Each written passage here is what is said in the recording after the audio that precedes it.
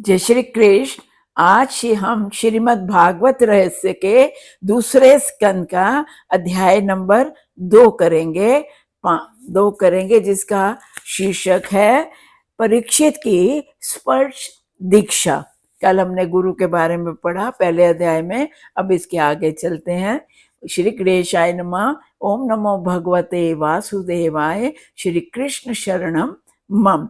सुखदेव जी हर एक को समभाव से ब्रह्म भाव से देखते थे। जैसी दृष्टि वैसी सृष्टि। जिसकी दृष्टि ब्रह्म में है उसे जगत का भास ही नहीं होता। सुखदेव जी गुरु ही नहीं सदगुरु भी हैं।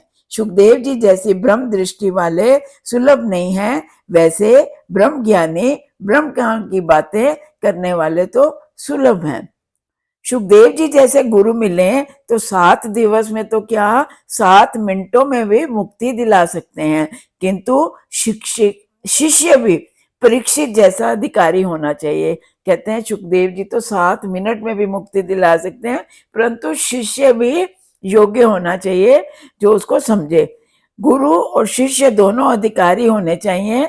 मंत्र दीक्षा अधम है, स्पर्श दीक्षा उत्तम है। कहते हैं मंत्र गुरु मंत्र लेना ही वो जो है वही ठीक नहीं है, स्पर्श दीक्षा उत्तम है। ब्रह्म भाव में तल्लीन होकर सुखदेव जी ने परीक्षित के सिर पर हाथ पर वर हस्त रखा कि तुरंत उनको ब्रह्म का दर्शन हुआ। कहते हैं गुरु अगर सिर पर आशीर्वाद का हाथ रख दे, उसके हाथ से स्पर्श से ही ब्रह्म के दर्शन हुए।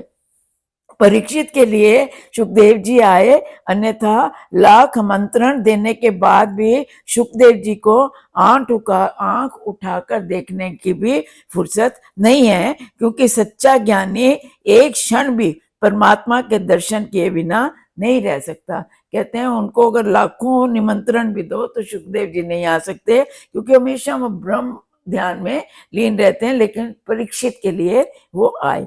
3 प्रकार के श्रोता वक्ता में व्यास जी का क्रम दूसरा है, क्योंकि वह समाज सुधार की दृष्टि से कथा करते थे। कहते हैं श्रोता और वक्ता में पहले व्यास जी का क्रम दूसरा है, क्योंकि वो समाज सुधार में विश्वास करते थे। सुखदेव जी दूसरों को सुधारने की नहीं, किंतु अपने अंतःकरण को सुखी करने की वृत्ति से कथा करते थे।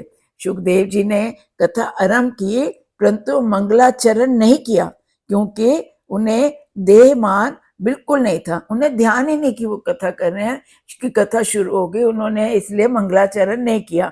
3 अध्यायों के बाद उन्होंने मंगलाचरण किया, क्योंकि 3 अध्यायों के बाद यौवन में मंगलाचरण अर्थात मंगल आचरण की बहुत जरूरत होती है। इसलिए सुखदेव जी का मंगलाचरण 12 श्लोकों के बाद शुरू हुआ, जबकि अर्थ सभी का एक एक श्लोक का है।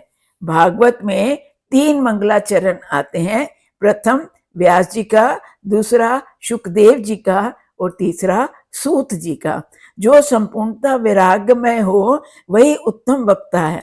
संसार के किसी भी विषय में मन ना जाए वही वैराग्य है। बिना वैराग्य के दृढ़ता नहीं आती। वैराग्य से ज्ञान शोभित होता है। ज्ञान भक्ति वैराग्य परिपूर्ण होने पर मनुष्य ब्रह्म में बनता है। सुखदेव जी में पूर्णतः ज्ञान भक्ति वैराग्य, ज्ञानी का हृदय कृष्ण प्रेम में ना पिछले का तो वह ज्ञान किस काम का। ज्ञानी का हृदय कृष्ण प्रेम में ना पिघले तो वह ज्ञान किसका। कृष्ण प्रेम में तो हृदय पिघलना ही चाहिए।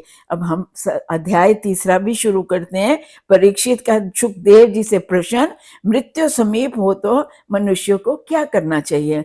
परीक्षित राजा सुखदेव जी से पूछते हैं, जिसकी मृत्यु समीप हो उसका कर्तव्य क्या है, उसे क्या करना चाहिए क्या नहीं करना चाहिए, मनुष्य मात्र का कर्तव्य क्या है बताइए। सुखदेव जी ने कहा, राजन तुमने बहुत अच्छा प्रश्न किया। सुनो, अंत काल में वात वित्त कफ त्रिदोष होते हैं। मृत्यु की वेदना भयंकर होती है, सो मृत्यु से डरने की, जन्म मृत्यु जरा व्याधि से दुखों को बार बार विचार करो और वैराग्य उत्पन्न हो तो पाप छूटेंगे। काल को सिर पर रखकर हमेशा ईश्वर का चिंतन करो। काल को याद रखोगे तो पाप वृत्ति उत्पन्न नहीं होगी। जय श्री कृष्ण।